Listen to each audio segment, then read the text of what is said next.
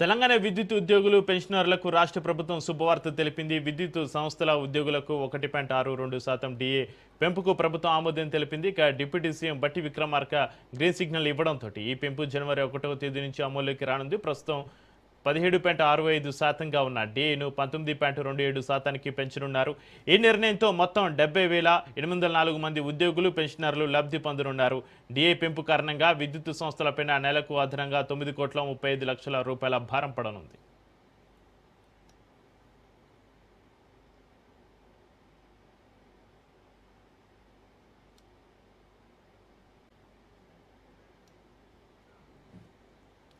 తెలంగాణ విద్యుత్ ఉద్యోగులు పెన్షనర్లకు రాష్ట్ర ప్రభుత్వం శుభవార్తకు సంబంధించి మరింత సమాచారాన్ని మా ప్రతినిధి సునీల్ ఫోన్లలో అందిస్తారు. సునీల్, ఉద్యోగులకు తెలంగాణ రాష్ట్ర ప్రభుత్వము గుడ్ న్యూస్ చెప్పింది. ఈ రోజు విద్యుత్ ఉద్యోగులకు డిఏ పెంచు రాష్ట్ర ప్రభుత్వం కీలక నిర్ణయం తీసుకుంది. ఇప్పటికే దాదాపు 17.651% నుంచి 19.272% డిఏ పెంచుతూ రాష్ట్ర ప్రభుత్వం నిర్ణయించింది. ఈ రోజు 1.621% డిఏ పెంచుతూ రాష్ట్ర ప్రభుత్వం కీలక నిర్ణయం తీసుకుంది. ఈ పెంచినటువంటి డిఏ మొత్తం కూడా జనవరి 1 నుంచి 2026 జనవరి 1 నుంచి అమల్లోకి వస్తుందంటూ కూడా ఇప్పటికే రాష్ట్ర ప్రభుత్వం ప్రకటించింది. ప్రస్తుతం దీనివల్ల దాదాపు 70,804 మంది ఉద్యోగులు ఆర్జినర్లు పెన్షన్ లాభం జరుగుతున్నట్టు కూడా రాష్ట్ర ప్రభుత్వం ప్రకటించింది.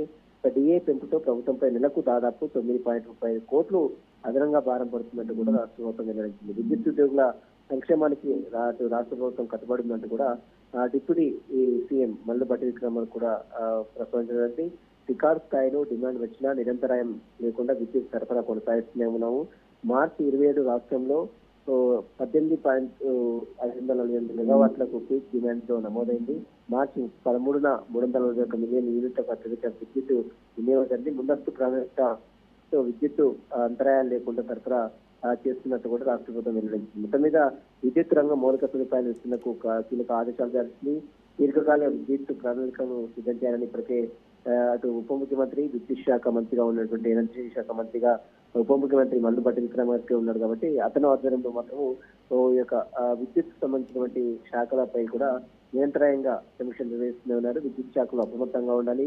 ఇప్పటికే భారీ వర్షాలు ఎదురుగాలు వస్తున్న నేపథ్యంలో అలర్ట్ విద్యుత్ ఉద్యోగులందరూ కూడా అలర్ట్ గా ఉండాలి. క్షేత్రస్థాయిలో అధికారులు ఇంజనీర్లు ఎప్పటికప్పుడు అలర్ట్ గా ఉండాలి. విద్యుత్ ప్రమాదం వల్ల చనిపోయినటువంటి వారి కుటుంబాలకు వెంటనే రాష్ట్ర ప్రభుత్వం అండగా ఉండాలి. మరోవైపు అలాంటి ప్రమాదాలు జరగకుండా వెంటనే నివారణ చర్యలకు జాగ్రత్తలు తీసుకోవాలని కూడా ఉప ముఖ్యమంత్రి మల్లు బట్టి విక్రమార్క కూడా ఆదేశాలు ఇస్తూ మొత్తం మీద తెలంగాణ రాష్ట్ర వ్యాప్తంగా కూడా ఉద్యోగులకు డిఏ పెంచుతూ రాష్ట్ర ప్రభుత్వం ఆదేశాలు జారీ చేసింది. ఇప్పుడు దీనివల్ల దాదాపు 70,804 మంది ఉద్యోగులు ఆర్జినర్లు కూడా లాభం పొందే అవకాశం ఉంటే రాష్ట్ర ప్రభుత్వం ప్రకటించింది. ప్రస్తుతం ఈ పెంచిన డిఏ మొత్తం కూడా జనవరి 1, 2026 నుంచి అమల్లోకి వస్తున్నట్టు కూడా రాష్ట్ర ప్రభుత్వం ప్రకటిస్తుంది.